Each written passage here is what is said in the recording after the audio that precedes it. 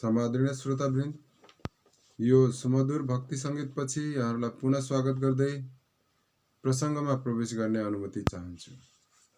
ओम अज्ञानतिमिरान्धस्य ज्ञानाञ्जनशलाकया चक्षुरुन्मिलितं येन तस्मै श्रीगुरवे नमः। श्रीचैतन्यमनोभीष्टं स्थापितं येन भूतले स्वयं रूपः कदा मह्यं ददाति स्वपदान्तिकं। वन्देऽहं श्रीगुरौ श्रीयुतपदकमलं श्रीगुरुन् वैष्णवांश्च श्रीरूपं साग्रजातं सहगण रघुनाथान्वितं तं सजीवं साद्वैतं सावधूतं परिजनसहितं कृष्णचैतन्यदेवं श्रीराधाकृष्णपादान् सहगण ललिता श्रीविशाखान्वितांश्च।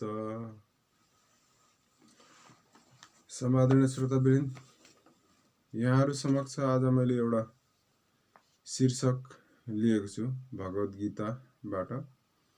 त त्यहाँ एउटा प्रश्न आउन सक्छ कि भगवानलाई भोग लगाइएको भोजन नै किन ग्रहण गर्नुपर्दछ भनेर हामीलाई प्रश्न उठ्न सक्छ, किनकि भगवानले त्यहाँ बताउनु भएको छ। त यसको विषयमा भगवान श्रीकृष्ण बताउनुहुन्छ। यहाँ दुईटा श्लोकबाट हामीले यसको उत्तर दिन सक्छौं। अध्याय 3 को 12 नम्बर श्लोकमा भगवान भन्नुहुन्छ, इष्टान भोगान हि वो देवा दास्यन्ते यज्ञ भाविता तै दत्तान अप्रदायेभ्यो यो भुङ्क्ते स्तेन एव स भनेर भगवानले बताउनु भएको छ। अर्थात इष्टान भनेको इच्छा गरिएको, भोगान जीवनका आवश्यकताहरू, हि भनेको निश्चय नै, वा भनेको तिमीहरूलाई, देवा भनेको देवताहरूले, दास्यन्ते दिनेछन्, यज्ञ भाविता भनेको यज्ञबाट प्रसन्न भएका, तै तिनीहरूले, दत्तान भनेका दिएका वस्तुहरू, अप्रदाय भनेको नदिइकन, एभ्य यी देवताहरूलाई, य जसले, भुङ्क्ते भोग गर्दछ, स्तेन एव चोरै हो स त्यो। अर्थात जीवनका विभिन्न आवश्यकताहरू पूर्ति गर्ने अधिकार पाएका देवताहरूले यज्ञद्वारा सन्तुष्ट भएर तिम्रा सबै आवश्यकताहरू पूर्ति गरिदिनेछन्। तर जसले देवताहरूद्वारा प्रदत्त भोग्य सामग्रीहरू उनीहरूलाई अर्पण नगरी भोग्दछ त्यो चोर नै हो भनेर यहाँ बताइयो। चोर नै हो, हैन? यो शब्द बडो सावधानीपूर्वक हामीले बुझ्नु पर्दछ। त अर्को श्लोकमा भगवान भन्नुहुन्छ कसरी हामी यो संसारमा रहने त भनेर भोगको विषयमा। त त्यहाँ यही अध्याय 3 श्रीमद् भगवत गीताको अध्याय 3 को 13 नम्बर श्लोकमा जाउँ।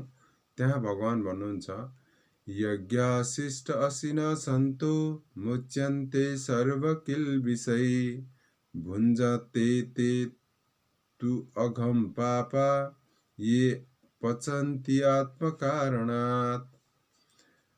अर्थात यज्ञाशिष्ट, यज्ञ सम्पन्न गरेर बाँकी रहेको, असिन भनेको खाने, सन्त भनेको सज्जन भक्त, मुच्यन्ते भनेको मुक्त हुन्छन्, सर्व किल्बिषै सबै प्रकारका पापहरूबाट, भुञ्जते भोग्दछन्, ते तिनीहरू, तु भनेको तर, अघम भनेको घोर पाप, पापः भनेको पापीहरू, ये जो, पचन्ती भोजन पकाउँदछन्, आत्मकारणात् आफ्नै इन्द्रिय तृप्तिका लागि।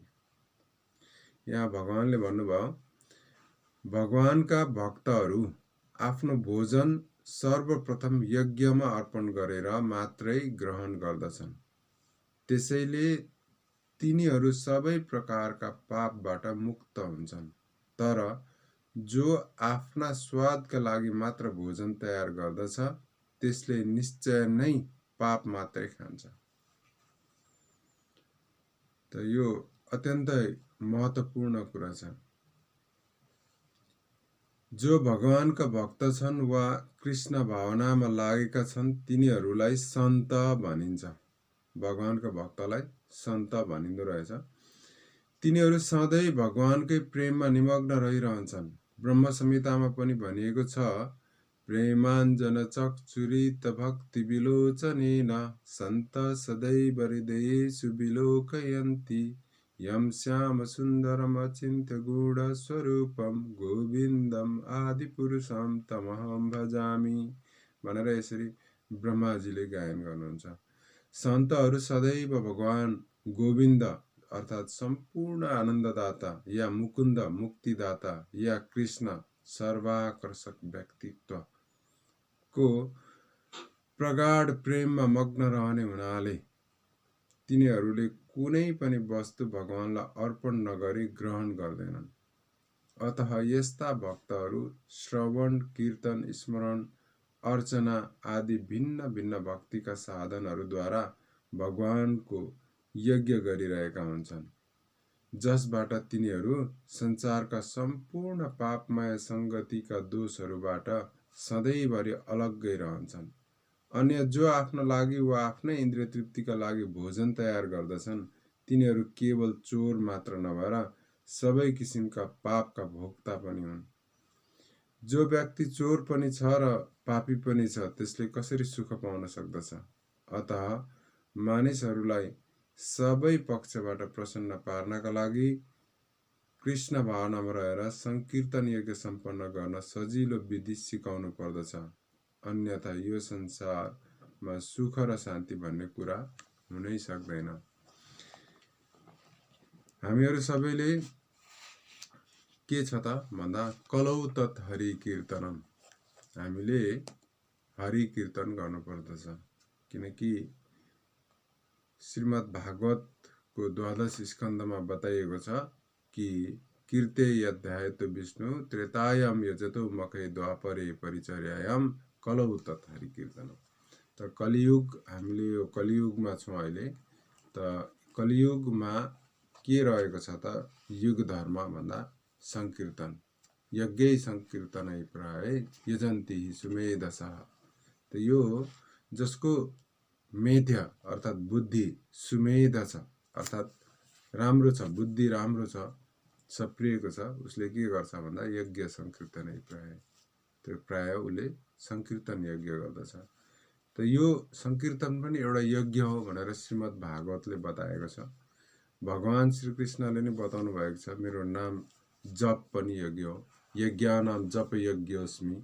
श्रीमद् भगवद गीता अध्याय 10 मा 25 नम्बर श्लोकमा भगवान यसरी बताउनुहुन्छ, यज्ञानाम जप यज्ञोस्मि। त जप यज्ञ, सम्पूर्ण यज्ञहरूमा म जप यज्ञ हुँ भनेर भगवान श्रीकृष्णले स्वयं बताउनु भएको छ। त्यसैले उत्तम यज्ञ भनेको जप यज्ञ हो भनेर पनि भगवानले यहाँ तोक्नु भयो भगवद गीताको 10औं अध्यायमा। त हामीले धेरै ठाउँमा यज्ञहरू गर्छौँ हैन। त भगवानले कुन यज्ञ श्रेष्ठ हो भनेर त्यो पनि बताउनु भएको छ, त्यो हामीले बुझ्न आवश्यक छ। त हामीले भोजन तयार गर्छौँ भनेदेखि त्यो भोजन कस्तो तयार गर्नु पर्दछ त भन्दाखेरि भगवान श्रीकृष्णले तोक्नु भएको छ यहाँ, पत्रम पुष्पम फलम तोयम यो मे भक्त्या प्रयच्छति तदहम भक्ति उपहृतम अस्नामि प्रयतात्मना। यसरी भगवान श्रीकृष्ण बताउनुहुन्छ कि मलाई के चढाउने त भन्दाखेरि पत्रम, पत्ता अर्थात् तुलसी पत्र नहालिकन नराखिकन कुनै पनि भोग भगवानलाई लाग्दैन। अनि त्यो तुलसी पत्र केमा राख्न सकिन्छ भन्दा पत्र पातद्वारा निर्मित सब्जीहरू हैन, सागहरू, विभिन्न किसिमका सागहरू छन्, ती सागहरूमा पातबाट उत्पादित हुन्छन् तिनीहरू। जस्तो बन्दाकोपी भयो, रायो साग भयो, तोरी साग भयो, बेथु साग भयो, सागपात जुन जति पनि सागपातहरू छन् ती सागपातहरू त्यसलाई पत्रम भन्यो। तर पातहरू भन्नाले सबै पातहरू चल्दैन। फेरि कतिपय पत्ताहरू जस्तो लसुनको पत्ता, प्याजको पत्ता, त्यसलाई अस्वीकार गरिएको छ। गएर यसको विषयमा चाहिँ हामीले नारद भक्ति सूत्र या आदि यस्ता ग्रन्थहरू हेर्नु पर्दछ, के भगवानलाई भोग लगाउने भन्ने विषयमा चाहिँ। त पत्रम भयो। पुष्पम, अब फुलहरू भगवानलाई वास्तवमा हामीले कति कुरा सिक्नु बाँकी रहेछ भने पुष्प, हामीले फुल कसरी भगवानलाई कस्तो फुल चढाउने यो पनि हामीलाई ज्ञान रहेनछ। धेरै ठाउँमा धेरै व्यक्तिहरूले जो सौन्दर्यताको लागि, घरको श्रृङ्गारको लागि राम्रो राम्रो विभिन्न रङका फुलहरू जो चाहिँ कागज जस्तै हुन्छ, त्यो फुल त फुल नै हो तर कागज जस्तै हुन्छ, त्यसमा कुनै सुगन्ध हुँदैन।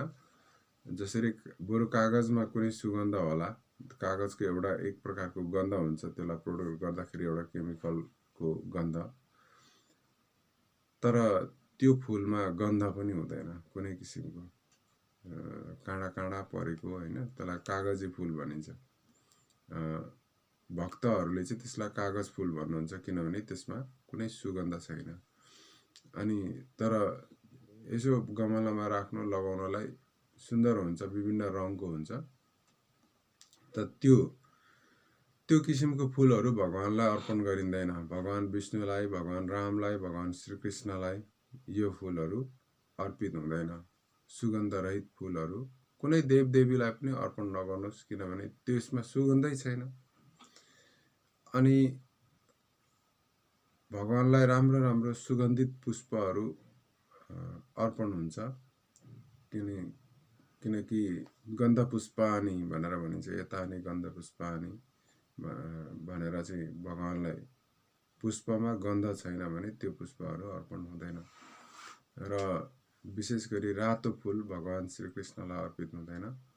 अनि यसरी हुन्छ। त यो पुष्पम। अनि फलम, फल भनेर भगवानले यही फल मलाई चाहिन्छ भन्नुभएको छैन कि यो मौसम अनुसार होइन, सिजनमा कुन फल प्राप्त हुन्छ हामीलाई, त्यो फल भगवानलाई भोग लगाउन सक्दछौँ। अनि तोयम भनेको जल, पिउन उपयुक्त जल, त त्यो जल भगवानलाई अर्पण गर्न सक्दछौँ।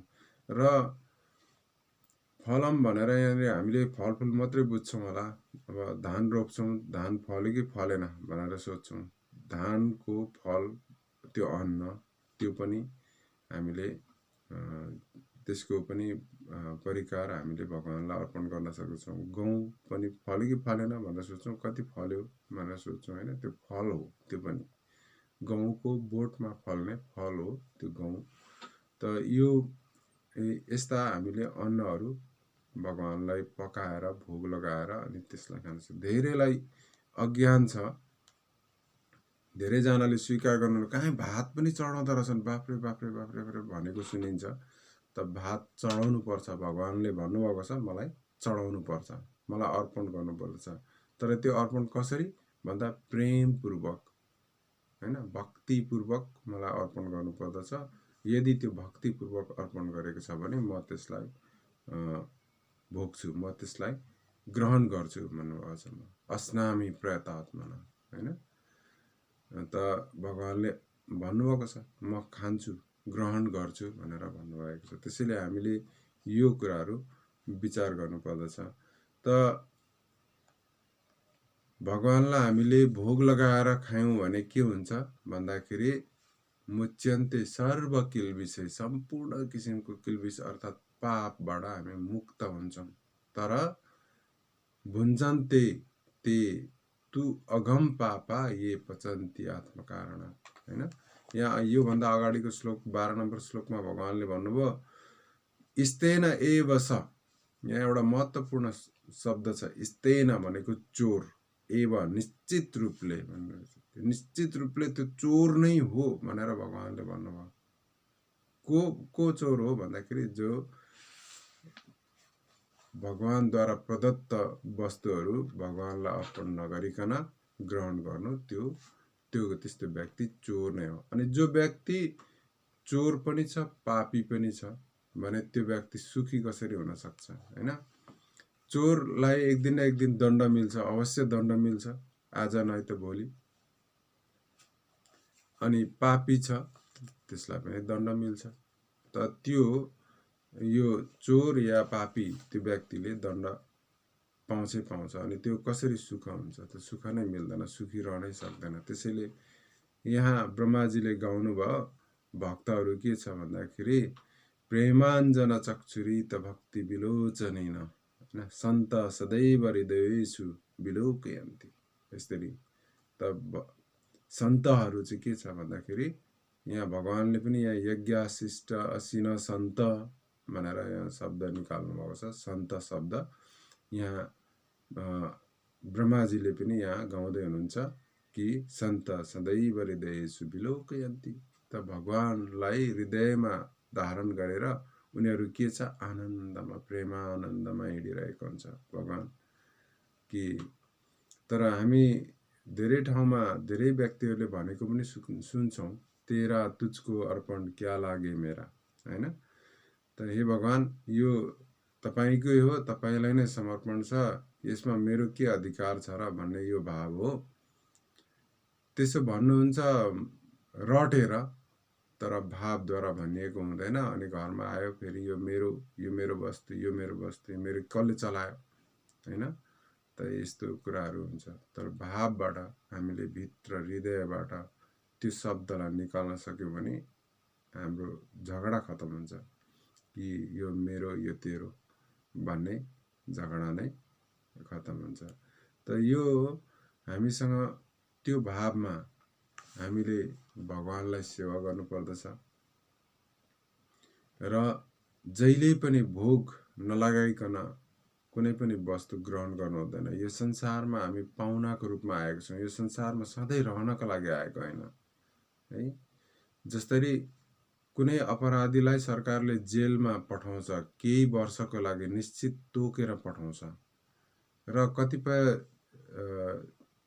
कैदीहरू त्यो उसलाई तोकेको अवधिभन्दा पहिले पनि निस्किन सक्छ। किन सक्छ भन्दाखेरि ऊ त्यो जेलमा गएर सुध्रिएको हुन्छ, उसको आनी बानी सुध्रिएको हुन्छ। जेलरले त्यहाँबाट रिपोर्ट गरिरहेको हुन्छ, त्यहाँको रिपोर्ट पठाइरहेको हुन्छ। त्यो रिपोर्टमा यदि ऊ सुध्रिएको पायो भने, जेलरले रिकमेन्ड गर्यो भने ऊ के हुन्छ भन्दाखेरि त्यो समयभन्दा अगाडि नै पनि रिहा हुन सक्छ। त त्यस्तै नै हामी पनि यो संसार रूपी जेलमा छौँ, किनकि यहाँ हाम्रो इच्छा अनुसार सबै कुरा चल्दैन हैन? त केही कुरामा हामीलाई भगवानले स्वतन्त्रता दिनुभएको छ, तर सम्पूर्ण कुरा हामी स्वतन्त्र छैनौँ। हामीले यो त्रिताप सहनुपर्छ, आदि दैविक, आदि भौतिक, आध्यात्मिक। यो त्रिताप र तीनटा गुणले हामीलाई बाँधिएको छ हैन? तम, रज, सतगुण। त यो तीनटा गुण र तीनटा तापद्वारा हामीलाई सधैँ सताइएको छ। त यसबाट मुक्ति हुनको लागि यो संसारमा हामीले मनुष्य देह प्राप्त गरेको छौँ। भगवान श्रीकृष्ण बताउनुहुन्छ यो मनुष्य देह प्राप्त भएको छ, तर कसरी यसलाई चाहिँ अगाडि बढाउने त भन्दाखेरि भगवान श्रीकृष्ण श्रीमद् भागवतमा बताउनुहुन्छ, निर्धेयम आद्यम सुलभम सुदुर्लभम प्लवम सुकल्पम गुरुकर्णधारम मयानुकूलेन नभस्व इतिरितम पुमान भवाब्दिम न तरेत्स आत्मा हैन? त यो निर्देह मनुष्य देह चाहिँ के छ? सुलभ तरिकाले प्राप्त भएको जस्तो लाग्छ, तर यो सुदुर्लभम, दुर्लभ छ।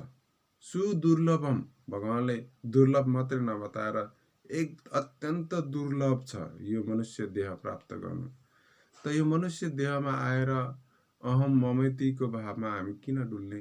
त यहाँ भगवानले भन्नुभएको छ, प्लवम सुकल्पम गुरुकर्णधारम। यो मनुष्य शरीरलाई नाउ बनाऊ, डुङ्गा बनाऊ, डुङ्गाको रूपमा प्रयोग गर। त यसलाई यो डुङ्गालाई चलाउने व्यक्ति पनि त चाहियो नि त। के छ भन्दाखेरि कर्णधार गुरुलाई खोज। त भगवत गीतामा पनि भगवानले भन्नुभयो है कि तिमी तत्त्वदर्शी गुरु कहाँ जाऊ भनेर बताउनु भएको छ। त गुरुले यो सब सिकाउनुहुन्छ कि हामीले भोग नलाइकन ग्रहण गर्नु हुँदैन हैन।